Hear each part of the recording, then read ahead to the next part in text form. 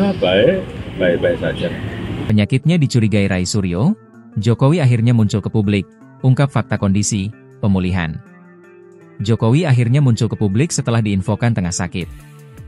Bahkan Jokowi berani mengungkap kondisinya ke publik setelah penyakitnya menjadi bahasan. Diketahui Jokowi memang dikabarkan mengidap penyakit tertentu lantaran perubahan penampilannya.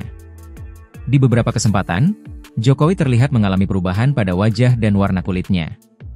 Jokowi pun mengatakan saat ini dirinya dalam kondisi kesehatan yang cukup baik.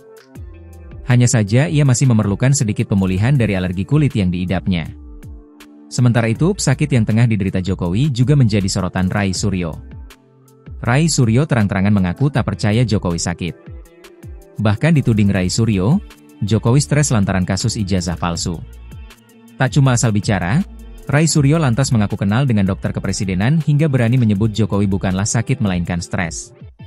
Stres itu juga bisa timbul ruam-ruam, makin stres, makin jadi. Supaya gak stres, tunjukkan aja ijazahnya, kata Rai. Meski begitu, Roy tetap mendoakan agar Jokowi bisa segera sembuh dari penyakitnya.